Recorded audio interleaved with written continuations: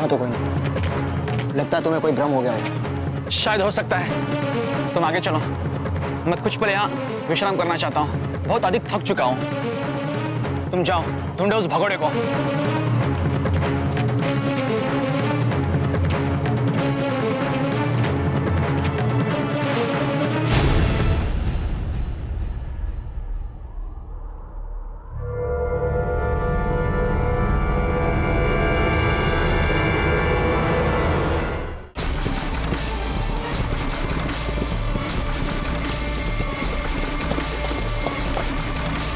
युद्ध की वर्तमान स्थिति को देखकर अब यूं लगता है कि बैराम खान की मुगल सेना अब हम पर किसी भी क्षण हावी हो सकती है।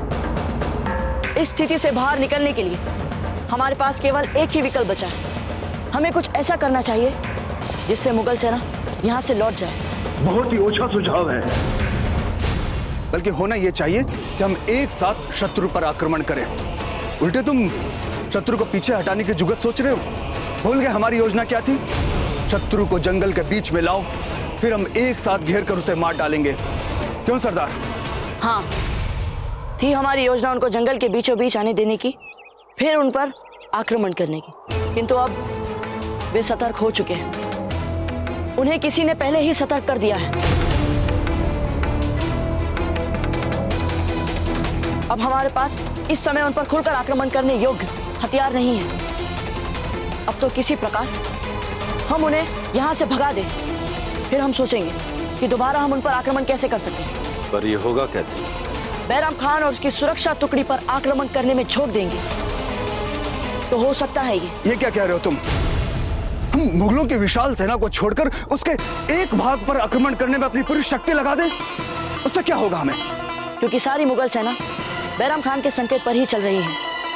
यदि हम बैराम खान के ही आंखों के सामने उसके सबसे विश्वस्त सैनिकों को एक के बाद एक मारेंगे तो बैराम खान घबरा जाएगा। और जब सेना का सेनापति घबराता है तो उसका प्रभाव पूरी सेना पर पड़ता है।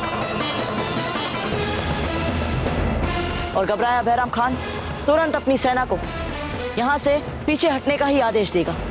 देख लीजिएगा आप सब।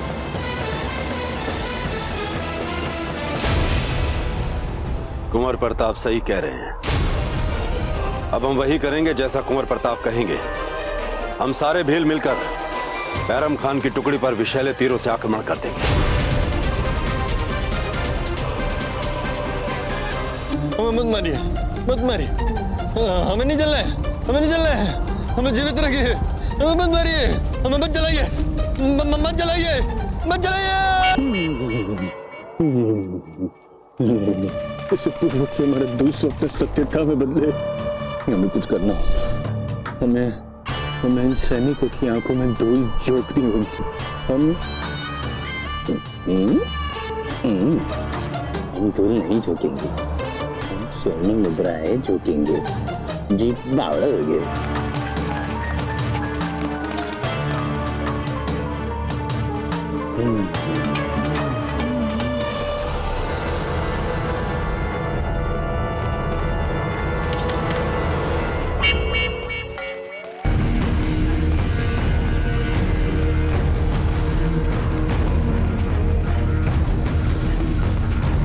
मत छुओ इन स्वर्ण मुद्राओं को। यह अवश्य सुरतन सिंह की होगी। हम मेवाड़ के सैनिक हैं। ऐसे अत्याचारी के काले धन को हम हाथ तक नहीं लगाएंगे, समझे? इससे अच्छा कि हम उसे खोजते हैं।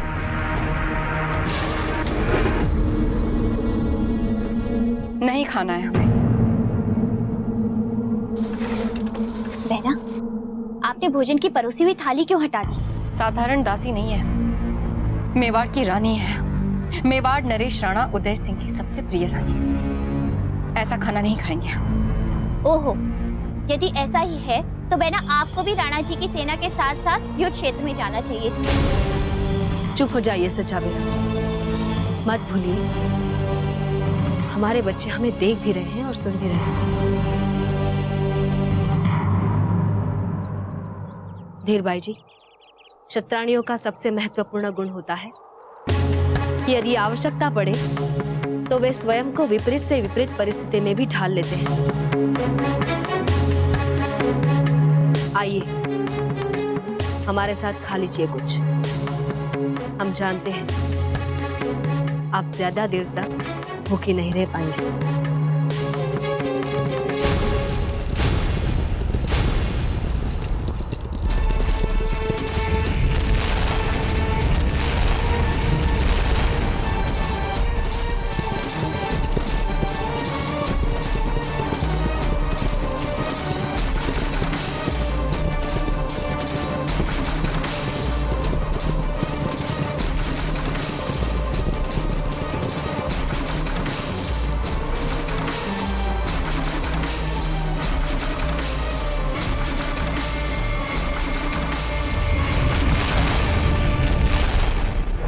याद है ना, हम सभी को एक साथ तीर छोड़ने हैं।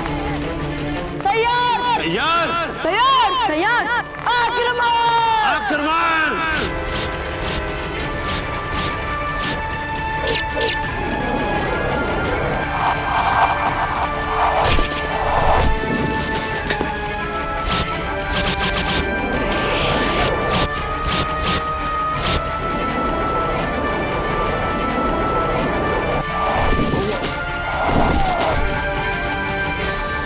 हुजूर, हुजूर हमें फौरन पीछे हट जाना चाहिए।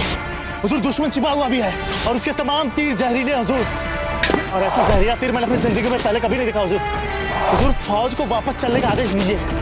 नहीं हुजूर, इनकी जान बचा लीजिए। चलो हुजूर।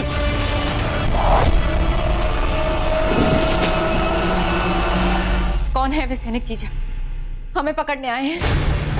कहा था ना हमने आपसे कि महल छोड़कर यहाँ आना उचित नहीं है। यदि हमें कुछ हो गया ना तो उसका उत्तरदायित्व आप पर होगा। आप लेकर आई थी हमें यहाँ। धीरबाई जी, शांत हो जाइए।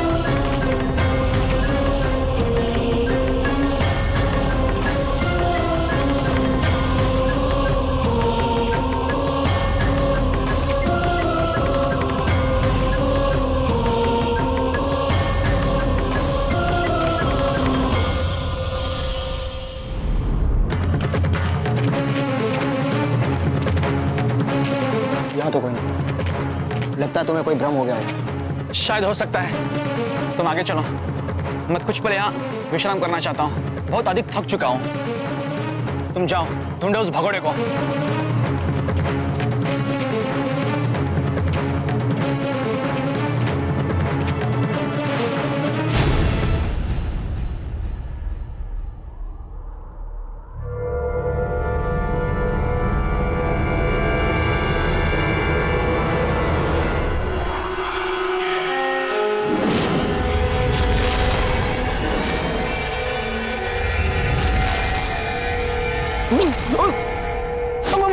मुझे मत मारो, मुझे मत मारो, मुझे मत मारो। हम आपको मारना नहीं चाहते, हम तो आपके वस्त्र पहनना चाहते हैं। क्या? सुनाई नहीं दिया? वस्त्र उतारिए। किंतु मैं अपने वस्त्र क्यों उतारूं? राजा है हम, प्रश्न पूछने का अधिकार केवल हमें है, आपको नहीं। शीघ्र वस्त्र उतारिए। मारो मत, उतारता हूँ वस्त्र। शीघ्र, अति शीघ्र। मारो मत, मारो। ये लीजिए वस्त्र।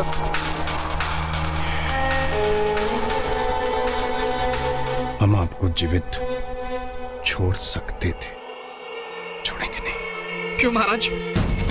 क्योंकि आपने हमें भगोड़ा कहा। महाराज गलती हो गई, महाराज गलती हो गई। कहिए राव सुल्तान की जय। राव सुल्तान की जय। और एक बार राव सुल्तान की।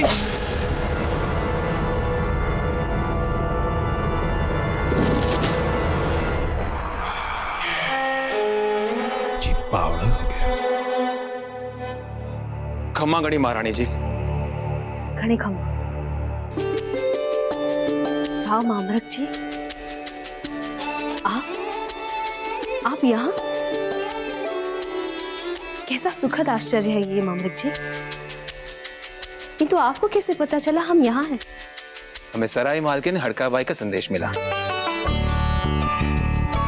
चूंकि शत्रु चारों ओर घूम रहे हैं, इसलिए आपको यहाँ से सुरक्षित ले जाने के लिए हम स्वयं आए। हमें इसी समय गुप्त मार्ग से बिजोलिया जाना होगा महारानी जी। आप हमारी प्रतीक्षा कीजिए, हम अभी आते हैं। जो हुकुम।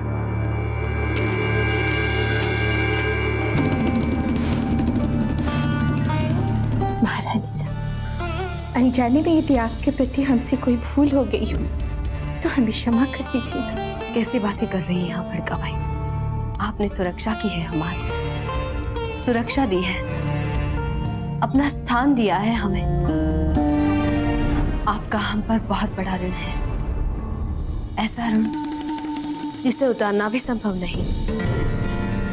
किंतु आपने हमें पहचाना कैसे? महारानी साहब, हमारे घरों में राधा कृष्ण और सीताराम के साथ साथ महाराणा उदय सिंह जी और महारानी जयवंता बाई को सभी लोग उतने ही सम्मान से पूछते हैं। सिर्फ मेवाड़ में ही नहीं महारानी साहब, पूरे राजपुताने में आप एक आदर्श नारी हैं। हमारे लिए भी आप ही आदर्श हैं।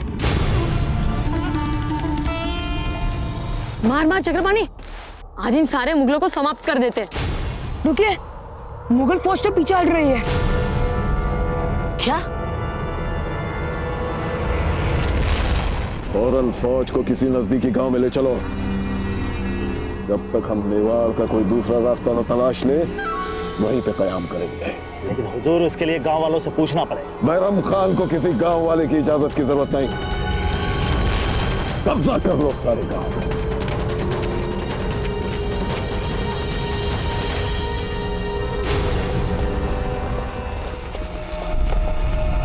ये तो सचमुच पीछे हट गए हैं।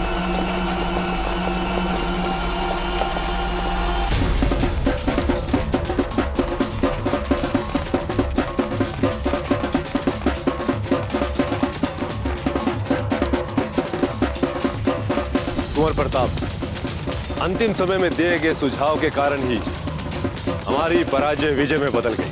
अन्यथा हम ये युद्ध हार ही चुके थे। राणा खेता जी, हमें प्रसन्नता है कि हम संभावित विनाश से बच गए, किंतु ये हमारी विजय नहीं हुई।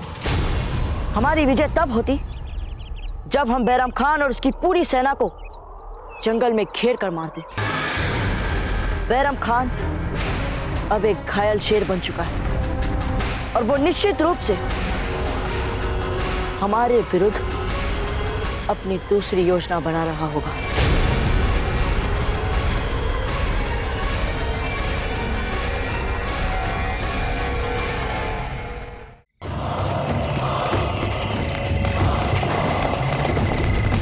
गांव वालों, अगर तुम सब अपनी जिंदगी की खैरियत चाहते हो तो हमारे सिपाहियों के लिए अपने घरों के दरवाजे खोल दो।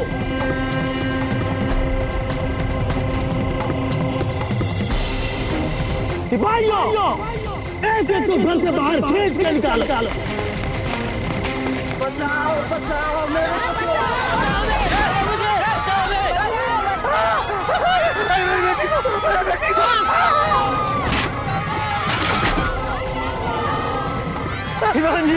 शिवान जी, आपके सैनिकों को कहिए ना कि मेरा घर बर्बाद ना करे। शिवान जी, मैं आपको सर्वश्रेष्ठ मधु पिलाऊंगा। शिवान जी, जब आप और आपके सैनिक जब मेरा दिया हुआ मधु पिएंगे ना, तो आपकी सारी थकान दूर हो जाएगी। ठीक है, निकालो शहर।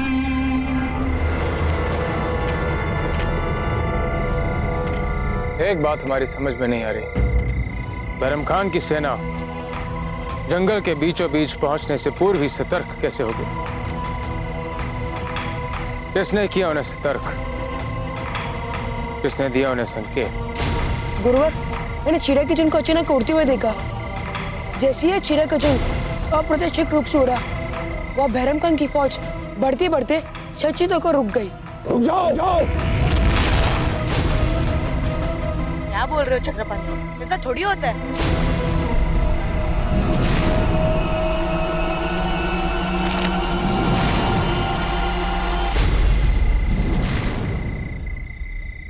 नथा, ये आपके कंधे पर चिड़िया ने बीट की है।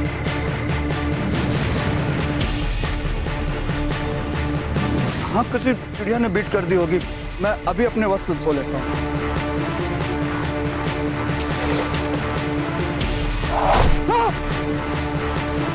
नथा, आज हमारे सभी भील भाइयों ने अद्भुत शौर्य दिखाया है, इसीलिए हम ऐसा कोई कार्य नहीं करना चाहते जिससे वो निराश हो जाए। आप स्वयं ही क्यों नहीं सच बता देते सबको? कैसा सच? हमने समझाया था आपको कुंवर प्रताप। रुक जाइए आचार्य, लगता है विश्वासघाती हमारे टोले में ही है। सरदार, ये आप क्या कह रहे हैं? मैं तो आपका सबसे विश्वासी भील हूं ना। उस समय तक जब तक आप बैरम खान से नहीं मिले थे।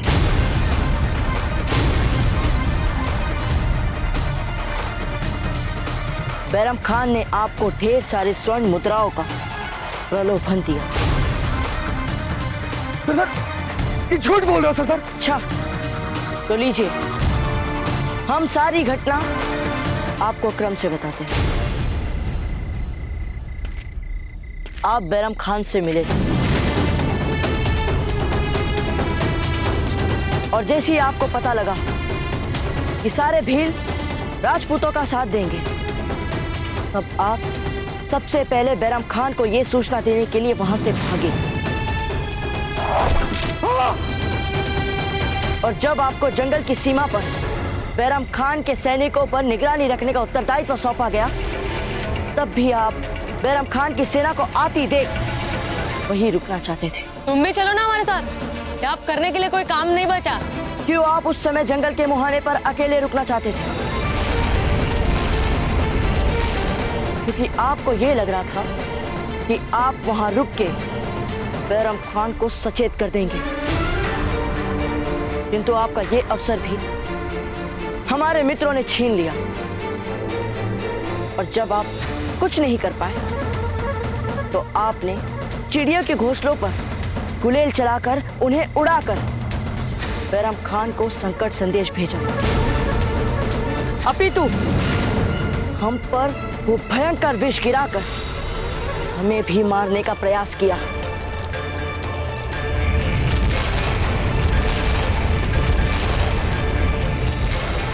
क्यों न था? कह दो कि ये सब झूठ है। कौन था? क्या हम झूठ कह रहे हैं? बोल था, क्या हम झूठ कह रहे हैं? बोल।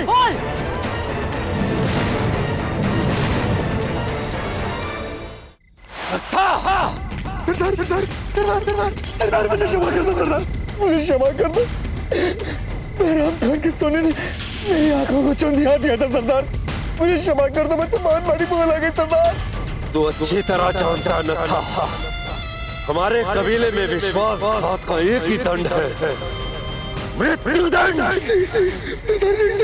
राष्ट्र विश्वासघात नहीं करता। ये जीत चुके होते हैं, जीत जाते हम ये युद्ध।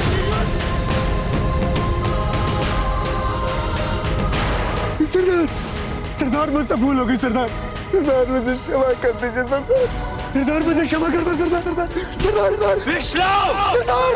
सरदार मुझे माफ कर दो। सरदार मुझे एक अवसर दो, मुझे क्षमा कर दो। सरदार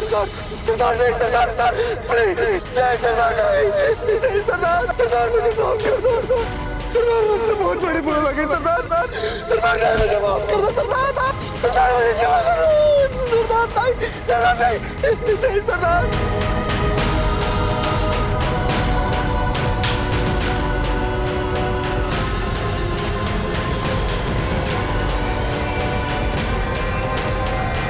रुक जाइए राणा।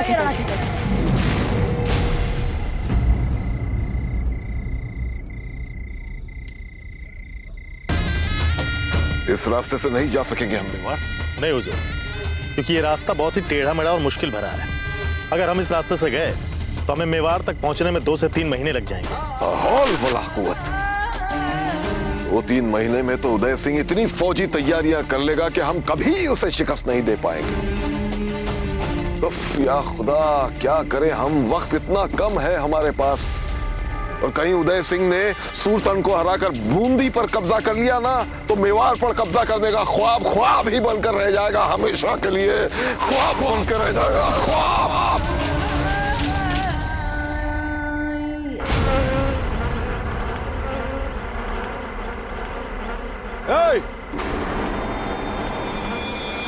क्या कर रहे हो तुम? हुकुम, मैं आग की सहायता से मधुमक्खियों को हटा रहा हूँ छत्ते से। आग के कारण मधुमक्खियाँ छत्ता छोड़कर भाग जाएगी और फिर मैं मीठा और स्वादिष्ट मधु निकालूंगा।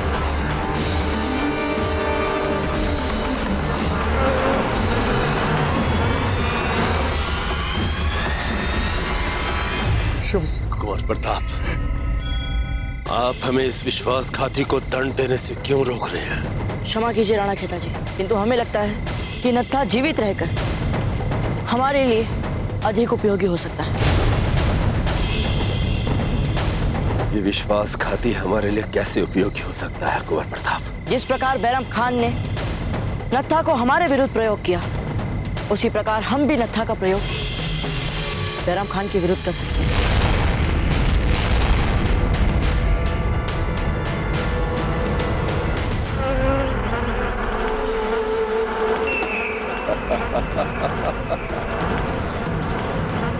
इतनी आसान बात, लेकिन अब हमारी समझ में आई। कैसी बात हुजूर आला?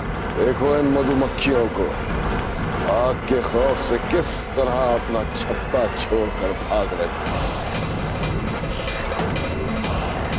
भीलों के उस जंगल को भी आग के सुपुर्द करेंगे। वहां मौजूद तमाम भील और उनके साथ छुपा हुआ वो प्रताप इन मधुमक्खियों की मानंद जंगल छोड़कर भाग जाएगा। आग लगा देंगे हम उस जंगल को।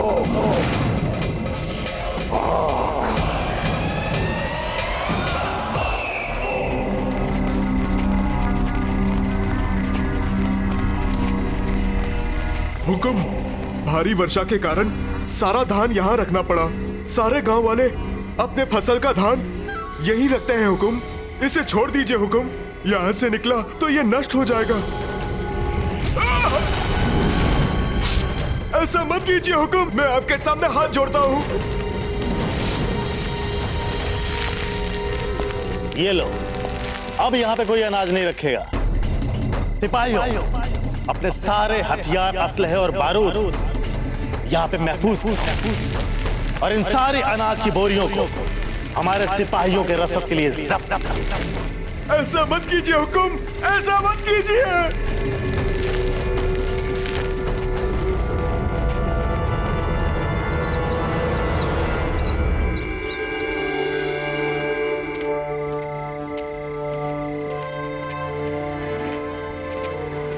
पधारिए महारानी जी। राव मामरख पनवर की तुच्छ हवेली में आपका स्वागत है। ये दासियां आपकी सेवा में, किसी भी वस्तु की आवश्यकता हो तो इन्हें बता दीजिएगा। हमारी बचपन की सखी हंसा कहीं दिखाई नहीं दे रही।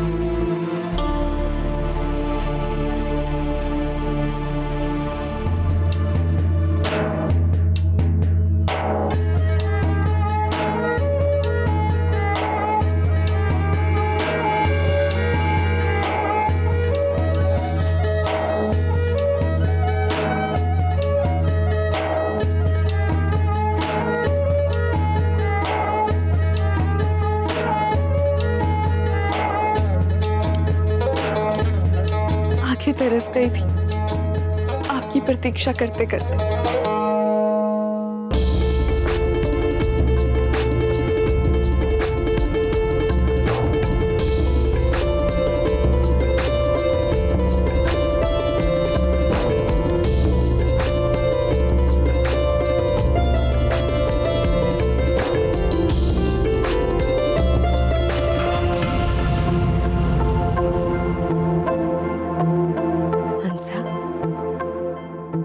ये क्या?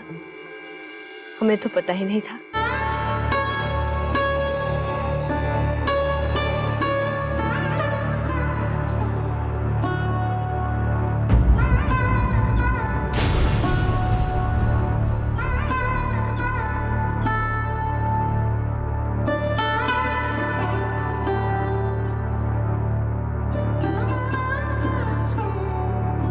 शुभ समाचार है।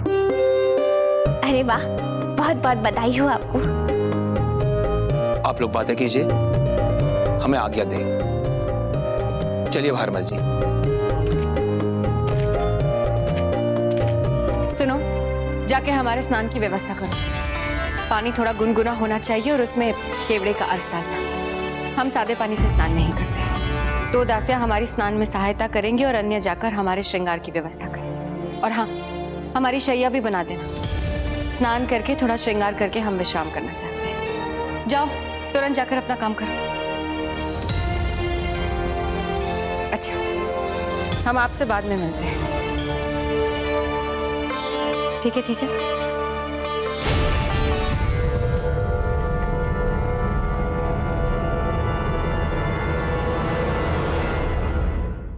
ओहो, तो ये है प्रसिद्ध रानी धीरबाई जी।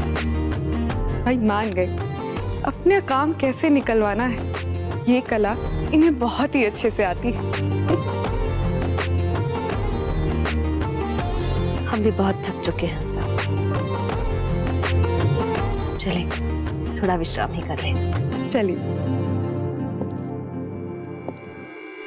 हुजूर, जंगल में आग, मगर कैसे? वहां तो वो कमबख्त भीड़ रहते हैं जो हमें जंगल में दाखिल होने ही नहीं देंगे। हम ज्यादा से ज्यादा जंगल के बाहर आग लगा सकते हैं, लेकिन वो उसके ऊपर बड़े आसानी से काबू पा लेंगे। हुजूर, हम आपके इस जंगल में आग वाली बात को कैसे सर अंजाम दे सकते हैं?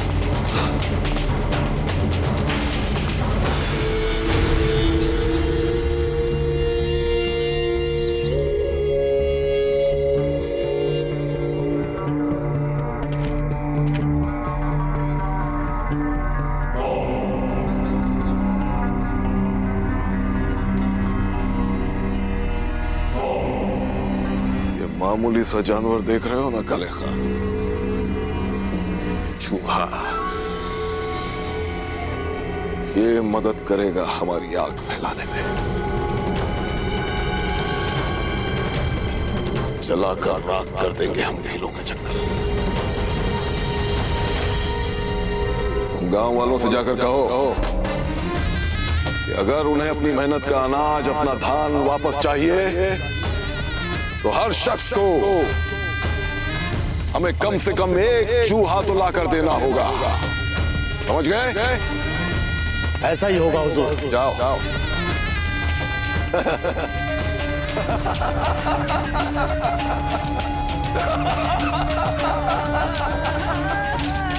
हम नत्ता का बैराम खान से जानकारी का सहारा लेकर हम नत्ता के साथ बैराम खान की छावनी में पहुंच जाएंगे और फिर वहां पहुंचने के बाद हम बैराम खान की भविष्य योजना का भी पता लगा लेंगे।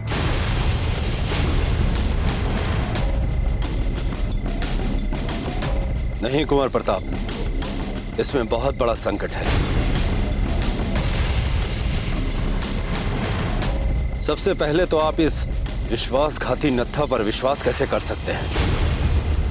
कहीं इसने वहां आपका भेद खोल दिया तो आप पकड़े भी जा सकते हैं। राणा खेता जी, हमारे पास और कोई विकल्प भी तो नहीं। हमें नत्ता पे विश्वास करना ही पड़ेगा, क्योंकि हम जानते हैं बैराम खान इतनी सरलता से अपनी हार स्वीकार कर दिल्ली नहीं लौटने वाला है।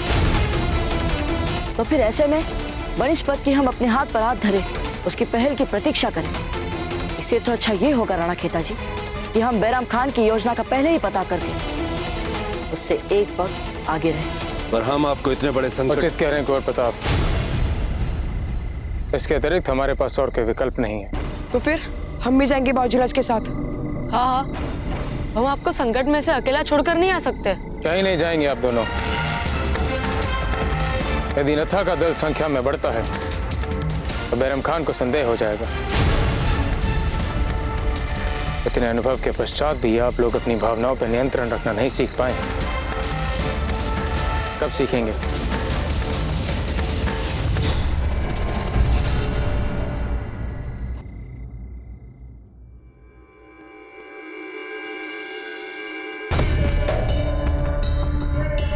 जीजा, आप हमें बताने का कष्ट करेंगी कि हमारे विश्राम कक्ष में ये सारे संदूकों को क्यों रखवाया जा रहा है? ऐसा क्या महत्वपूर्ण है इसमें? जो भी है वो बहुत महत्वपूर्ण है धीरबाई जी। और अभी भी यहाँ इतनी जगह है कि हम तीनों आराम से यहाँ विश्राम कर सकती हैं। नहीं जीजा, हमारे विश्राम कक्ष में हमें इन संदूकों को नहीं देखना है। इन सारे संदूकों को हमारे कक्ष से ले जाकर जहां जी आए वहां बाहर जाके रख दो। जाओ, ले जाओ। नहीं नहीं, कोई इन्हें हाथ नहीं लगाएगा। तुम जाओ यहाँ से। यदि इसमें इतना महत्वपूर्ण सामान है जीजा, तो हम उसे निकालकर संदूकों को बाहर रख देते हैं। पागल मत बनिए धीरबाई जी, इसमें हमारे मेवाड़ का सारा राजकोष है।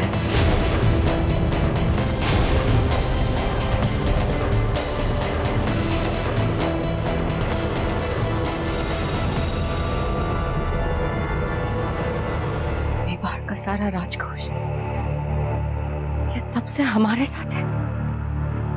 क्यों जीजा?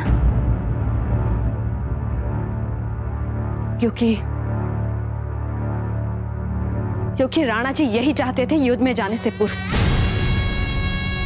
हे भगवान, जीजा, राजमहल के कोषागार से सारा कोष बाहर भेजने का अर्थ तो ये हुआ ना कि युद्ध में राणा जी को सबसे बुरे परिणाम का भय था। अब इस बात को आवश्यकता से अधिक खींचने की कोई आवश्यकता नहीं है। महत्वपूर्ण बात यह है कि राणा जी ने हम पर विश्वास किया और अब हम आप दोनों से भी इसी विश्वास की अपेक्षा करते हैं। हमने ये बात मेवाड़ के लिए और राणा जी के लिए अपने तक गुप्त रखी और अब आप दोनों भी इसे अपने तक ही सीमित रखेंगे।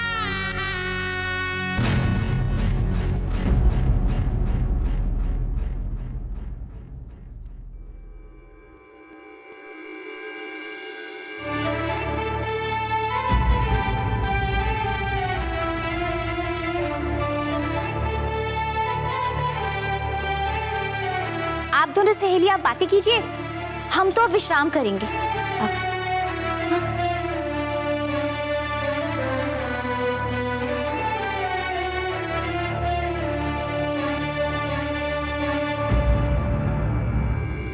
आप दोनों हमारी इतनी चिंता क्यों कर रहे हैं? हम हर पल पूरी सावधानी बरतेंगे।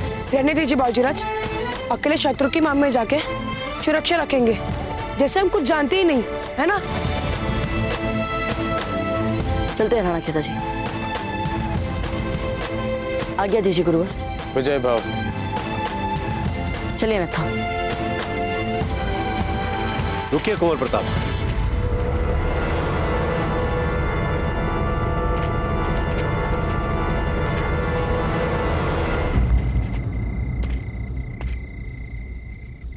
ये लीजिए कुंवर प्रताप।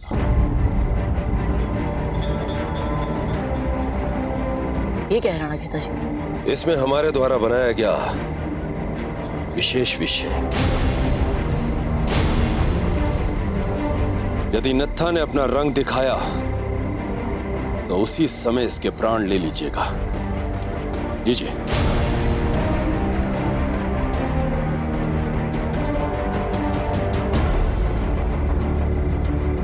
राणा खेता जी, यदि आप कह रहे हैं तो हम ये ले लेते हैं, परंतु आशा करते हैं कि नत्था हमें वहां इसका प्रयोग करने का अवसर ही नहीं देगा।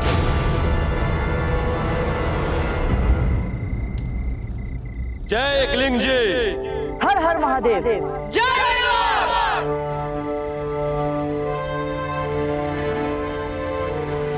महादेव आपकी रक्षा करें।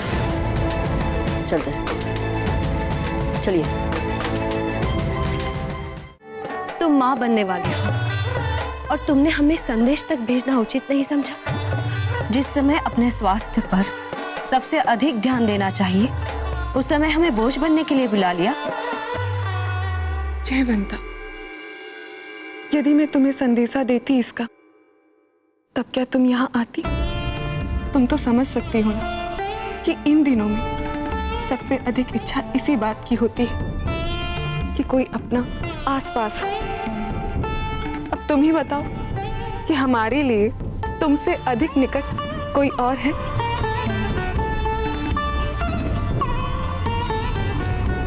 हम तुम्हारा पूरा ध्यान रखेंगे।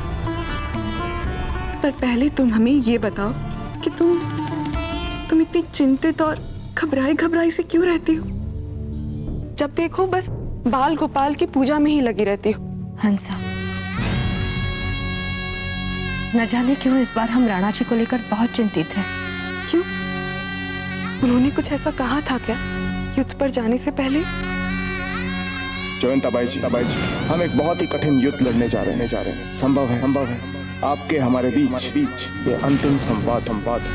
अवश्य ही उन्होंने ऐसा कुछ कहा होगा, पर तुम हमें बताना नहीं चाहती तो कोई बात नहीं, पर हमें अवश्य ही पता है कि जब तक तुम उनके साथ हो ना, राणा जी पर कभी कोई संकट नहीं आ सकता। पर हाँ, तुम्हारी वो धीर बाई जी को छोड़कर उनके बारे में तो हम कुछ नहीं कह सकते।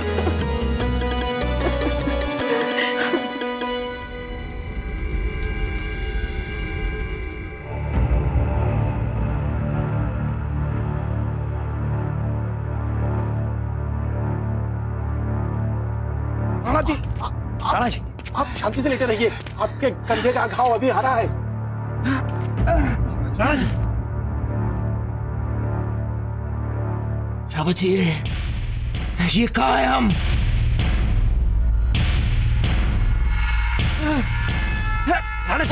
राणा जी संभालिए अपने आप को। रावत जी, इस समय हमें मातृभूमि की रक्षा के लिए रणभूमि में होना चाहिए था।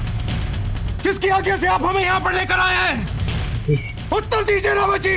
राणा जी, वहां वो बैरम खान किसी भी क्षण चित्तौड़ पर आक्रमण कर सकता है। उत्तर दीजिए रावत जी, किसकी आज्ञा से आप हमें यहाँ लेकर आए हैं?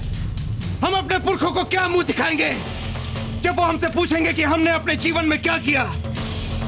राजपुतानी की एकता के लिए कुछ करना तो दूर, हम अपनी राजधानी की रक्षा तक नहीं कर पाए। ऐसा नहीं है राणा जी। नहीं रावत जी, छोड़िए हमें। राणा जी नहीं। रावत जी, हम इसी क्षण युद्ध भूमि जाएंगे। राणा जी रुक जाइए।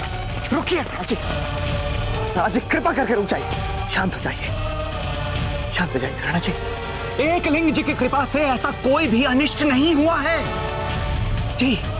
सारी स्थिति हमारे नियंत्रण में है राणा जी, हमारे नियंत्रण में है। और आपके क्रोध और आक्रमण का उस राव सुरतन और उसके सभी सैनिकों पर ऐसा प्रभाव पड़ा कि उनका मनोबल टूट गया है और बूंदी की सारी सेना युद्ध क्षेत्र छोड़कर भाग निकली जी।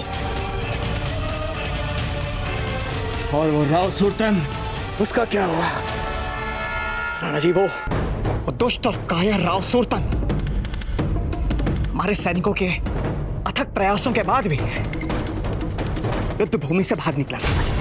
राणा जी, आप निश्चिंत रहें। हमारे सभी सैनिक उसे चारों ओर खोज रहे हैं। वो बचकर नहीं निकल पाएगा और हम उसे खोज निकालेंगे शीघ्र ही।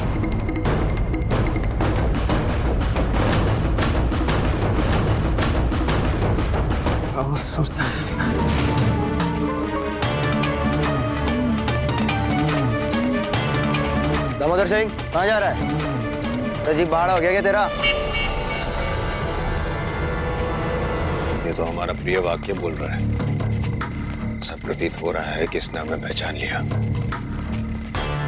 क्या करेंगे आप राव सुरतन? पलायन हो जाइए। क्या भाई, तुझसे बात कर रहा हूँ, तुझसे। और ये शीर्षास्त्र क्यों पहन रखा है अब तक? आंखें घुमाकर देख चारों तरफ। युद्ध कब का रुक चुका है? हमें कुछ दिखाने की आवश्यकता नहीं है आपको। हमें दिख रहा है कि आपने हमें पहचान लिया है, इसीलिए हमारे साथ ये खेल खेल रहे हैं ना आप। अच्छा, कौन है आप? आपको पता है फिर भी हमें पूछ रहे हैं। बताइए आप कौन है? हम नहीं, अब तो हम आप ही के मुंह से सुनेंगे।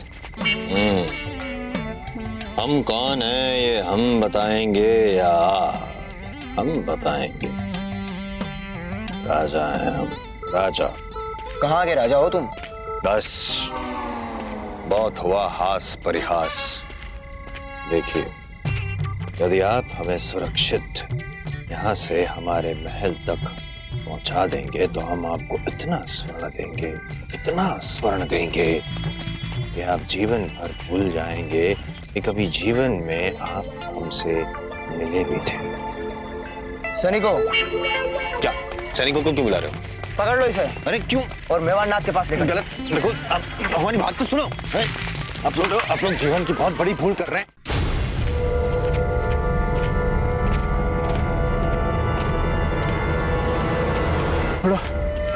थोड़ा रुक कर सांस ले लेते हैं, थोड़ा विश्राम कर लेते हैं। थक सके हो? क्षमा कीजिए था, किंतु रुकने और विश्राम करने के लिए हमारे पास समय नहीं है।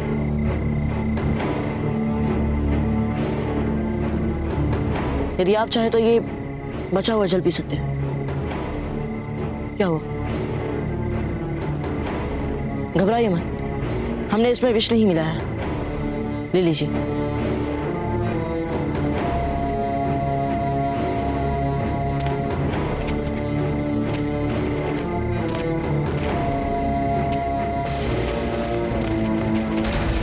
इतना छोटा सा गांव होते हुए भी बड़ी गतिविधियां दिख रही है।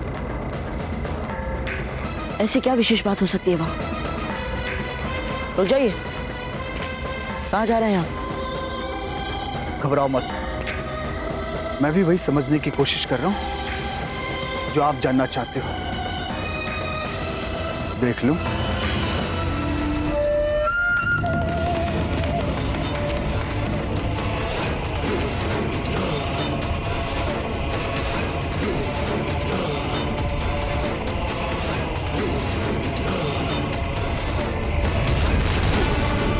आपके गुरुवर ठीक कह रहे थे, मुगल सेना ने इस गांव पर डेरा डाल दिया है।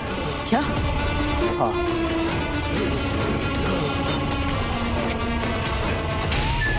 लगता है गांव पर बलात् घेराबंदी कर दी है मुगलों ने। चलो। नहीं, यदि बैराम खान ने मुझे आपके साथ देख लिया तो मुझे जान से मार डालेगा।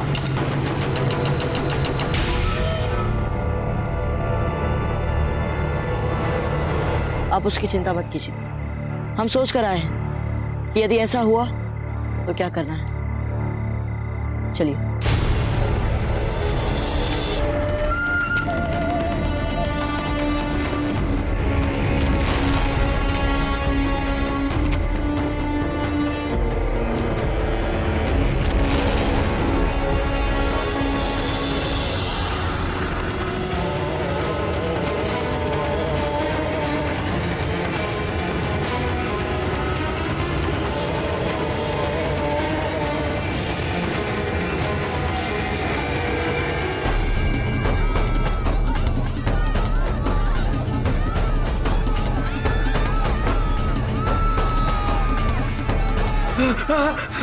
हुजूर, हुजूर, हुजूर। बिरादर, अगर तुम्हें तुम्हारा अनाज वापस चाहिए तो ऐसा ही एक दूसरा चूहा तुम्हें पकड़ कर लाना हो। लाया तो था सरकार, चूहा अभी आपके सामने भाग गया। मेरे बच्चे बहुत भूखे हैं, भगवान के लिए मुझे मेरा अनाज दे दो सरकार। मेरा अनाज मुझे दे दो सरकार, मेरे बच्चे बहुत भूखे हैं। बच्चे भूखे?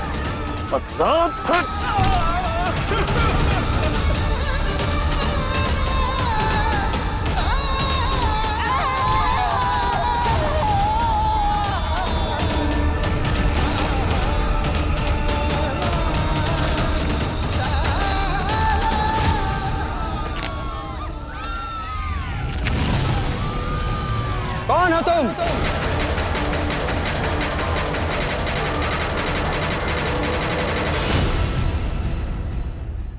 ऐसे और भी मजेदार वीडियो के लिए हमारे चैनल को लाइक, शेयर और सब्सक्राइब करें।